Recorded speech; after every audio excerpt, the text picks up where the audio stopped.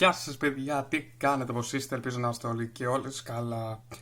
Λοιπόν, καλώς ήρθατε σε ένα καινούριο επεισόδιο του Victor S Channel. Σε ένα εξωτερικό επεισόδιο, όπως καταλάβατε, γιατί δεν είμαι στο σημείο που έχω γυρίσει τα προηγούμενα επεισόδια που έχετε δει.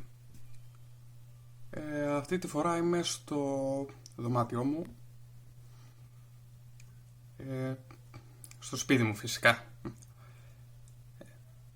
Τώρα, όπως σας είπα και πριν, θα κάνω εξωτερικό βίντεο, θα κάνω ένα vlog. Καιρός πια να κάνω κι εγώ ένα vlog.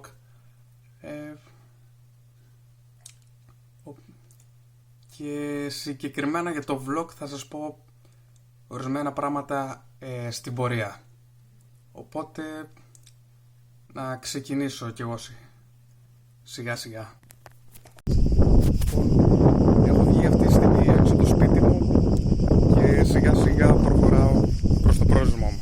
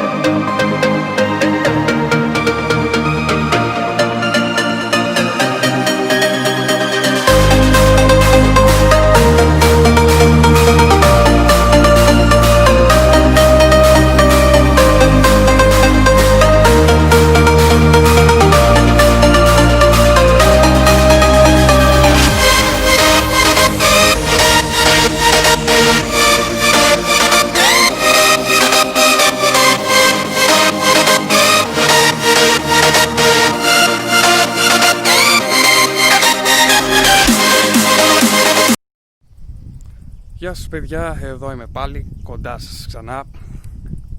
Λοιπόν, εδώ στο δάσος του χωριού μου, όπως βλέπετε. Καλά, τώρα δεν βλέπετε και πολλά πράγματα.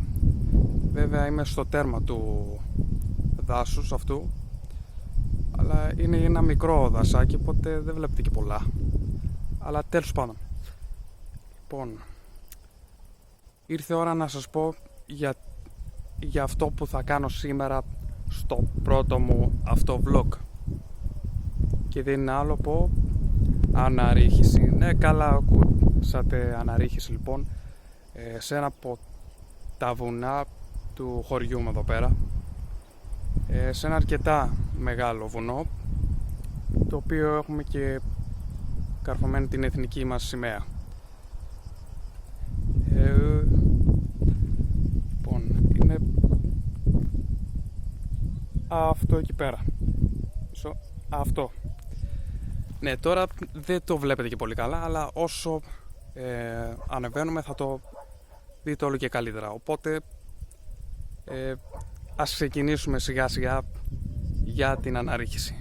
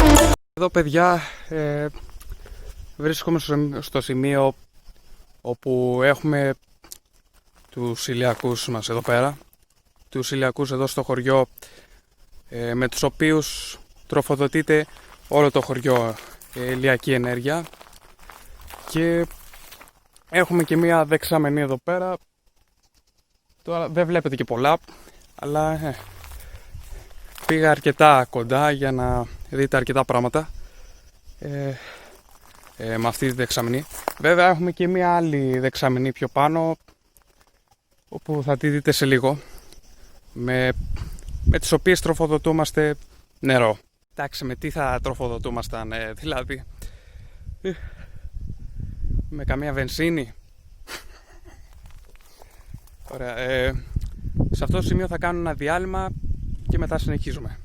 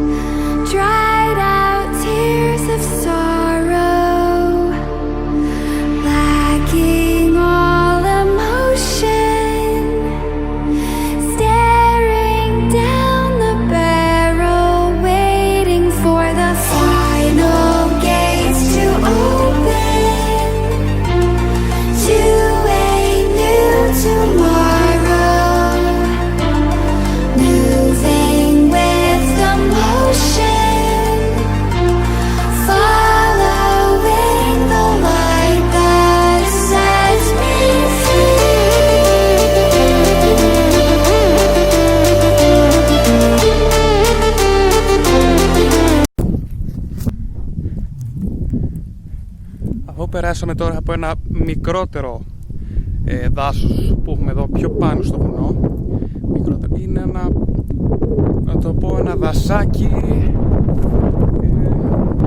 θα το πω ένα κήπο με πεύκα καλύτερα, μπορείτε να το πείτε.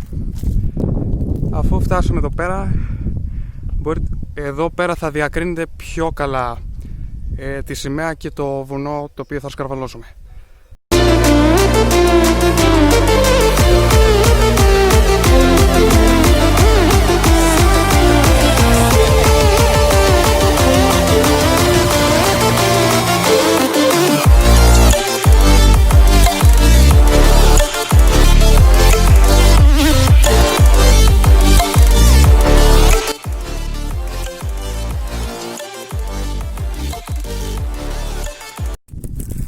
Αφού τώρα ήρθαμε από ένα πιο εύκολο δρόμο, όταν εννοώ πιο εύκολο δρόμο, με την έννοια πιο... έχει πιο άπλα, πιο ελεύθερο σχετικά με τα χόρτα. Δεν έχει πολλά χόρτα,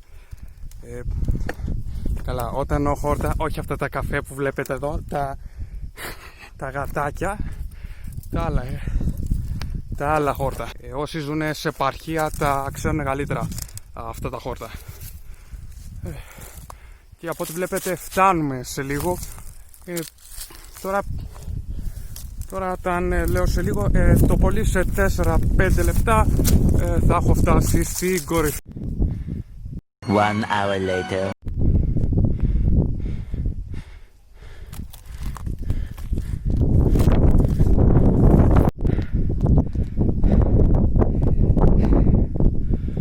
Επιτέλους φτάσαμε εδώ στο βουνό που σας έδειχνα πριν.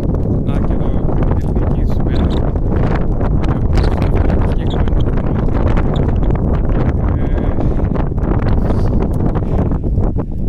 Τώρα έχουμε τελειώσει την αναρρίχηση.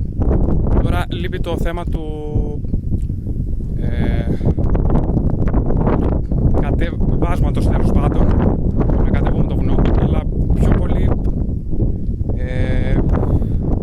σημασία έχει η αναρρίχηση. Όπως σας είπα, αυτό το vlog είναι σχετικά με αναρρίχηση, αλλά τέλος πάντων. Τώρα μερικοί θα μου λέτε Τώρα γιατί σκαρφάλωνες πέρα εκεί τώρα? Ξέρω εγώ. Εντάξει. Τώρα μερικοί θα λένε δίκιο έχετε, αλλά είναι, όταν ανεβαίνεις σε ένα βουνό, κανονικά, όταν ανεβαίνεις σε ένα βουνό, κανονικά να ανέβεις σε ένα βουνό, είναι πιο πολύ διασκεδαστικό το θέμα της αναρρίχησης, και βέβαια είναι και η αδρεναλίνη πιο πολύ και αποκτάς πιο πολύ εμπειρία στο θέμα της αναρρίχησης. Αυτά τώρα έχω να πω. Θα κάνουμε μια στάση 1 λεπτό και θα ξεκινήσουμε.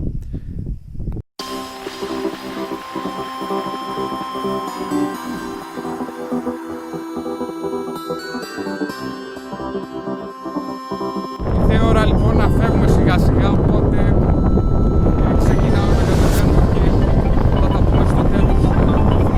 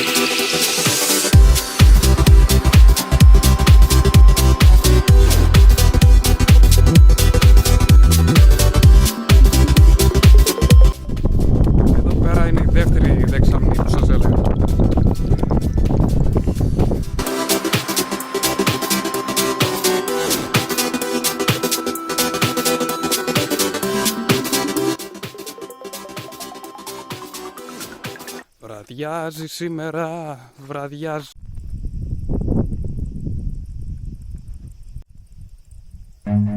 Run.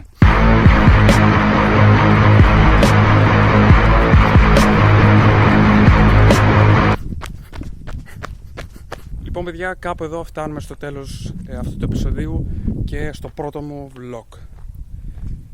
Αφού λοιπόν πέρασα από δάση, ανέβηκα τείχη, τυχάκια, ανέβηκα, πέρασα χόρτα, πέρασα παλιά γκρεμισμένα σπιτάκια, σκαρφάλωσα πάνω από βράχια και έφτασα στην κορυφή. Έπειτα κατέβηκα